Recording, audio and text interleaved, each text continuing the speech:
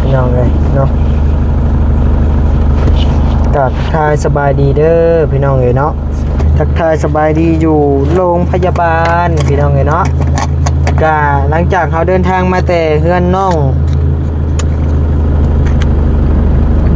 อ้อนกับน้องสอนเนาะพี่น้องเนาะก็เลยมาเข้าโรงพยาบาลก่อนพี่น้องเลยเนาะอ๋อขึ้นเรียนเห็นเมก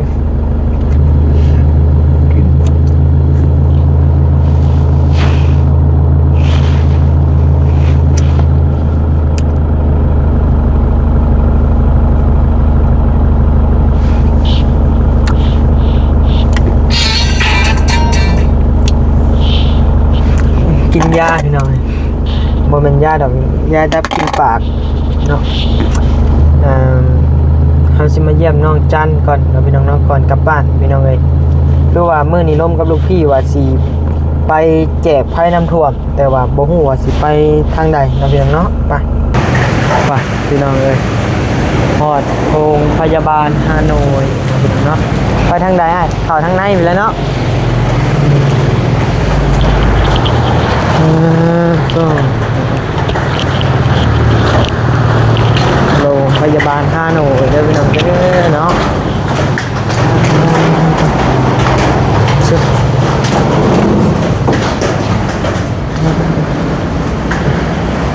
สวัสดีทั้งห้องสาวจันอยู่ทางใดโต๊ะแม่เพิ่นตาบอดนะ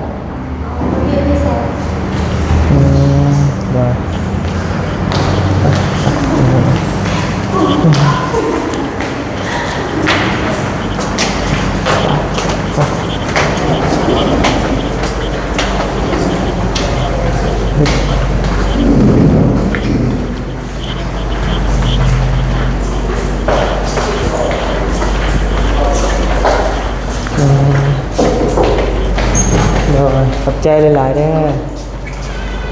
สายเป็นแนวใดสบายดีกินข้าว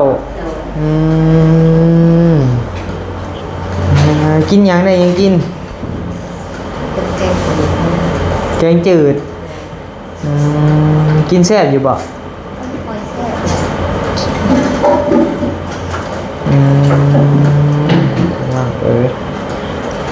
เป็นแนวได้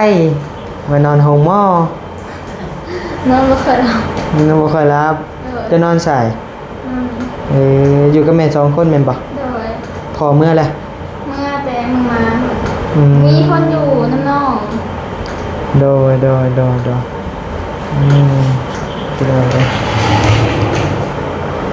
เมื่อได้กล้าว่าสิได้เมื่อหมอคนนี้คุยกับอ้ายคุยกับไอ้เตียงบ่บ่เพิ่นบ่ได้เปิดแอร์บ่รอบแค่โอ้เพิ่นแพ้แอร์โอ้มาค่ะย่านซื้อมื้อนี้ก็ได้บ่ได้มีหยังดอกเนาะเพิ่นเนาะอย่าไปถามเบิ่งได้ข่าวว่าหมอเรียกบ่เตียงคุยมีเรื่องอะไรสิได้ออกหมอแล้วบ่เช้าเจ็บเลยบ่5เอาคือ5ใส่ยาแบบว่าแค่ตามเสื้อเห็นบอกโอ้โด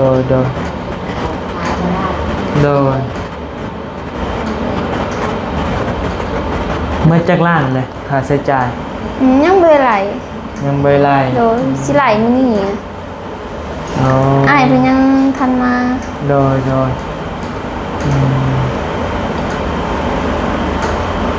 มีงบเท่าไรเกาะมันมีงบ15 ล้านโดยก้าวว่าสิพ่อบ่จากที่ยังบ่ฮู้ยังบ่ได้ไหลค่าห้องคือ1.3 ล้านคืนละ1.3 ล้านค่าห้องโดยยังไม่รวมค่ายาโดยแต่มันก็สะดวกสบายเรื่องอาหารการกินเนาะเป็นแถมให้กินเมื่ออยู่บ่เขาเป็นแถมมาให้กะบ่เมื่อเจ้ากินแล้วเขายังพันออกไปซื้อกินขนม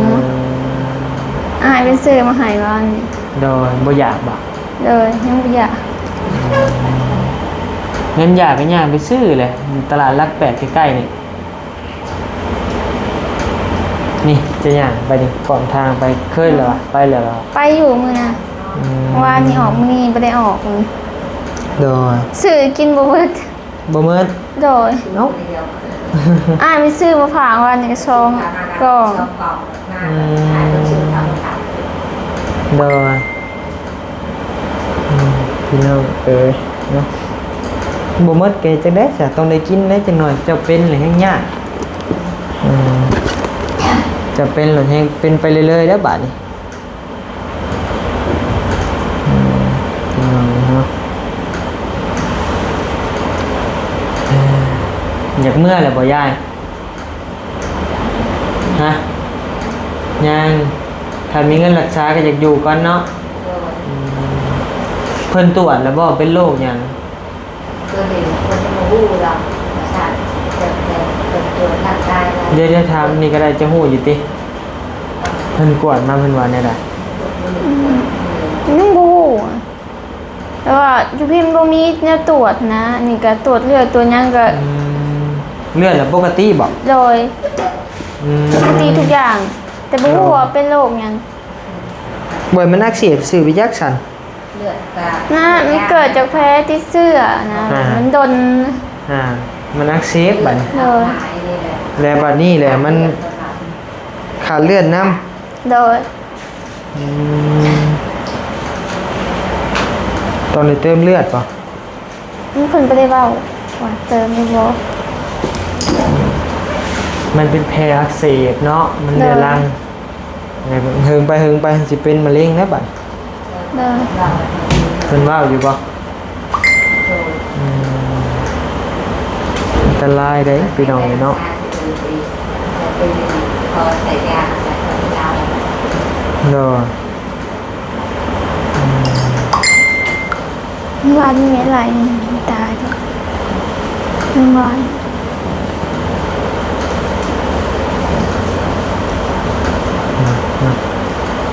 มีแต่อดเอาแล้วอยู่จนผู้แล้วเฮาหมดเงินปัวผู้แล้วจังกลับ โดย เป็นยังดอกก็บ่ได้เมื่อยตี้มาอยู่นี่กะ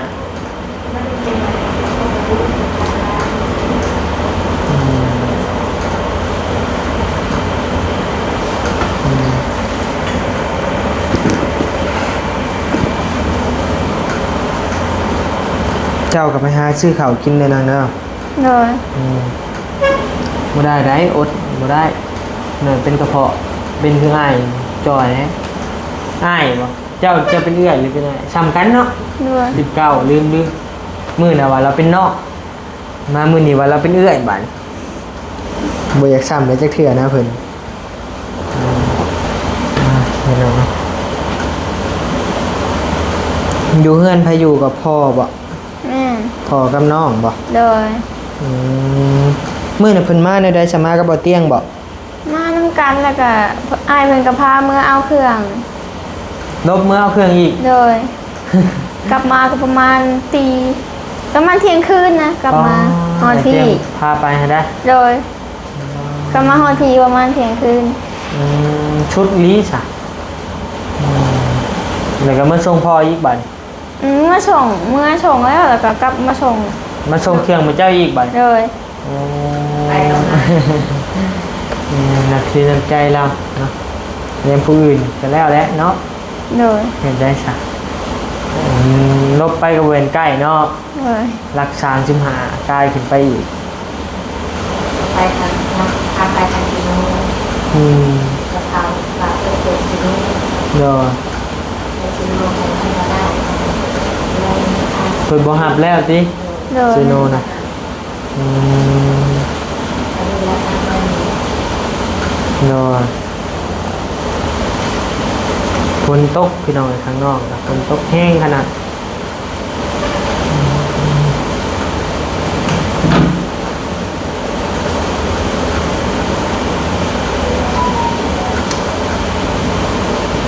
อยู่พุ่นจะสิอยู่กินอะไรเนาะอยู่พุ่นกะเขาอยู่กินมีอยู่บ่ ใช่ อยู่เฮือน ก็บ่ค่อยมีแหละพอกะหายังกบยังปลาไป โดยมีใครเขามาหาเนี่ยบอกมึง บ่มี บ่มีเลย เนาะ ได้ยินไหมเตียงสิออกมาจากหน้อยจะมาลมกับมออยากลมนำมาสั่นนะ เลย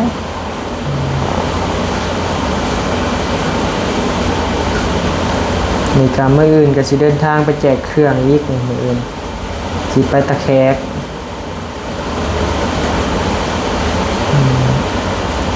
เนี่ยได้แล้วพี่น้องนะ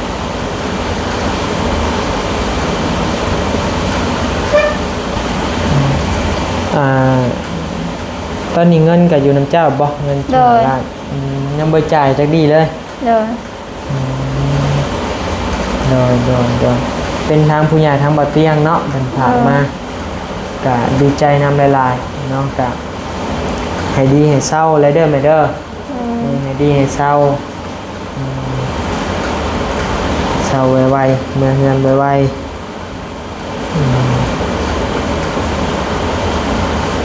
เนาะ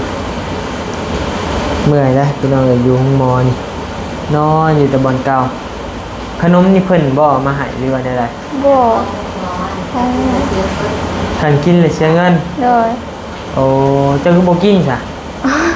ยังเลยคือเก่าอยู่ถ้ากินเลยต้องได้เสียเงินบ่นะ เลย โอ้มาตั้งรอปากรอใจรอตากันเลยอย่างนี้โอ้กินเลยเสียเงินโลดแม่นบ่เพิ่นไล่เงินโลดแม่นบ่ เลย เบิ่งเด้อมาม่า15,000นี่โจ๊ก15,000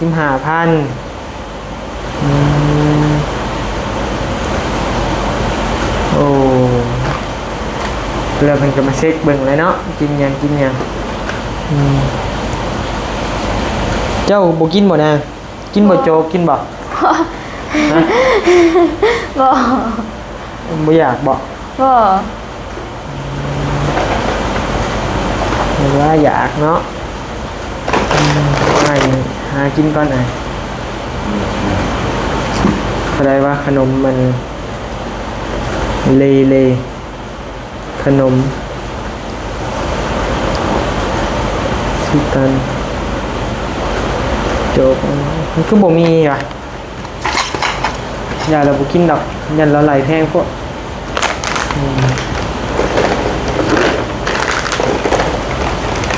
กินเลยเสียเงินเนาะตัวนี้เนาะคิดว่าเอามาแถมฟรี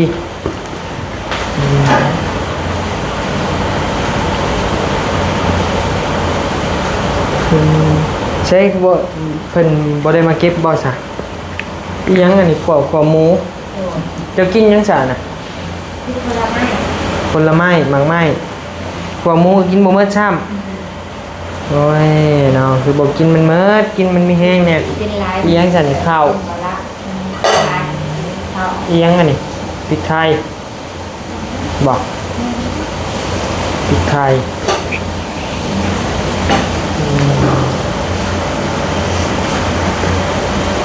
คือบอกกินมันมีอยู่มีแห้งแน่ยังไงนะพี่นังเนาะนี่คือคนหมองเข่ามานะบัดนี้ เนาะ โอ้คือ อ้าย ว่า เขาไม่ได้บอกนะว่านี่นั่น โดยโอ้หมองเข่าก็ถือมานี่นมนี่มีประโยชน์นี่ใช้ชื่อมาให้นี่ อ้ายว่าน มหมักไอมอนด์นั่นไงเนาะกินโลดนี่นมมีประโยชน์ด้วยนี่แพ็คหนึ่งโบเป็นเท่าใดเป็น200-300 บาทผู้บอลโอ้นี่เด็กซื้อนมหมักไอมอนด์มันกินโลดกินมันมีแฮง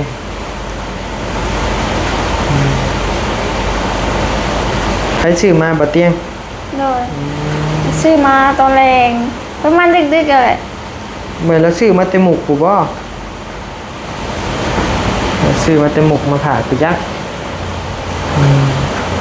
ไปเด้อไอ้สิไปป้าเลยได้บัดนี้ได้ โดย สบายดีเด้อบ่แม่โดย สบายดี โดยไปป้าก่อนอยู่ดีไม่แห้งเด้อ โดย เศร้าไวๆเด้อยายเด้อเศร้าไวๆหายไวๆเมื่อบ้านไวๆบัด มีแต่เนี่ยอยากให้มันไวๆพี่น้องเอ้ยไปอยู่ดีมีแฮงเด้อจังได๋ก็จังว่ากันพี่น้องเอ้ยบ๊ายบายเนาะ